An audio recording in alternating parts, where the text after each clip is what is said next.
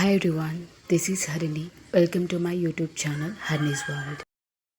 మామూలుగానే పప్పు బాగుంటుంది కదా, అందులోనూ సమ్మర్ స్పెషల్ మామిడికాయతో కలిపి పప్పు చేసుకుంటే ఇంకా బాగుంటుంది కదా.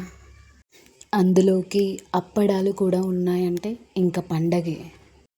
మన అమ్మమ్మల కాలంలో అయినా, అమ్మ వాళ్ళ కాలంలో అయినా, ఇప్పుడు మన కాలంలో అయినా పప్పుకి ఉన్న రుచి కానీ, మనకి ఉన్న ఇష్టం కానీ ఏమాత్రం తగ్గడం లేదు. ఈరోజు వీడియోలో పాలకూర మామిడికాయ పప్పు చూసేద్దాం. లేట్ చేయకుండా వీడియోలోకి అయితే వెళ్దాం. ముందుగా కుక్కర్ తీసుకొని అందులో 1 గ్లాస్ పప్పు వేసుకుంటున్నా. పప్పు అయితే ఒక 100 గ్రామ్స్ వరకే ఉంది. పప్పు అయితే 2 సార్లు నీట్గా వాష్ చేసుకుందాం. ఏ గ్లాస్తో అయితే పప్పు తీసుకున్నామో అదే గ్లాస్తో ఒక 3-4 గ్లాసుల వాటర్ వేసుకుందాం. అందులోనే పావు టీ స్పూన్ పసుపు వేసి కుక్కర్లో వేసి ఉడికించుకుందాం. పాలకూర, పచ్చిమిర్చి, టమాటోస్ కుక్కర్లోనే వేయొచ్చు. నేనైతే సపరేట్గా ఉడికించుకుంటా. ఒక 2 కట్టల పాలకూర, మామిడికాయ, పచ్చిమిరపకాయలు ఒక 13, కరివేపాకు, అలానే 2 టమాటాలు తీసుకుందాం. 100 గ్రామ్స్ పప్పుకి 2 కట్టల పాలకూర అయితే పర్ఫెక్ట్గా సరిపోతుంది. అలానే జీలకర్ర, జింజర్ గార్లిక్ పేస్ట్, ఎండు మిరపకాయలు, ఆవాలు, సాల్ట్ తీసుకుందాం. నేను చెప్పడం మర్చిపోయాను, నేను యూజ్ చేసింది కందిపప్పు. అలానే ఆనియన్ తీసుకుందాం. మీడియం సైజులో ఒక ఆనియన్ సరిపోతుంది. వెజిటేబుల్స్ అన్నీ కూడా శుభ్రంగా వాష్ చేసుకొని అన్నీ కూడా కట్ చేసుకొని పక్కన పెట్టుకుందాం. ముందుగా గిన్నె పెట్టుకొని అందులో 2 టేబుల్ స్పూన్ ఆయిల్ వేసుకుందాం. జీలకర్ర, ఆవాలు వేసుకొని అలానే ఎండు మిరపకాయలు కూడా వేసుకుందాం. నేను తీసుకున్న మామిడికాయ అయితే పుల్లగా ఉంది. అది కాకుండా మేము కొంచెం కారం ఎక్కువే తింటాం. ఒక 3 ఎండు మిరపకాయలు తీసుకున్నా నేను. మీరైతే మీ టేస్ట్కి తగ్గట్టుగా తీసుకోండి. అలానే ఆనియన్ కూడా వేసుకుందాం.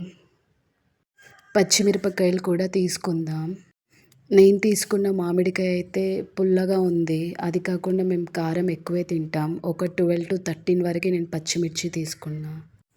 అలానే కరివేపాకు కూడా వేసుకొని మంచిగా మిక్స్ చేసుకుందాం. ఒక పావు టీ స్పూన్ పసుపు వేసుకుందాం. ఆల్రెడీ పప్పులో వేసాం కాబట్టి కొంచెం సరిపోతుంది. రుచికి సరిపడా ఉప్పు వేసుకొని అలానే జింజర్ గార్లిక్ పేస్ట్ కూడా వేసుకొని బాగా మిక్స్ చేసుకుందాం. మీరు కారం ఎంత తింటారో అంతే వేసుకోండి. నేనైతే మామిడికాయ పుల్లగా ఉండడం వల్ల కొంచెం ఎక్కువ వేసాను. అలానే 2 చిన్న సైజ్ టమాటోలు తీసుకొని కట్ చేసుకొని వేసుకుందాం. అండ్ పులుపు, కారంని కూడా టమాటోస్ కంట్రోల్ చేస్తాయి. అలానే శుభ్రం చేసుకున్న పాలకూర కూడా వేసుకుందాం. మీడియం ఫ్లేమ్లోనే కుక్ చేసుకోవాలి. ఆల్రెడీ నేను పప్పులో కొంచెం నీళ్ళు ఎక్కువే పోసుకొని ఉడికించుకున్నా. అందుకే నీళ్ళు కొద్దిగా వేసి ఉడికించుకుంటున్నా. ఇప్పుడు మూత పెట్టుకొని కొద్దిసేపు ఉడకనిద్దాం. పాలకూర ఉడకడానికి నాకైతే సరిగ్గా 10 నిమిషాలు పట్టింది.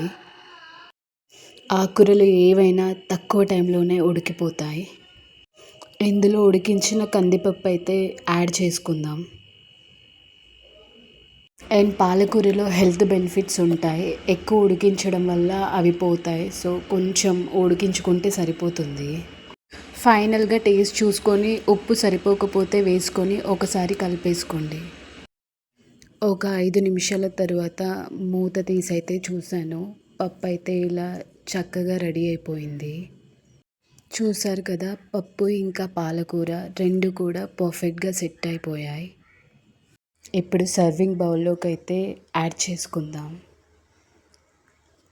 సమ్మర్ స్పెషల్ పాలకూర మామిడికాయ పప్పు అయితే రెడీ అయిపోయింది.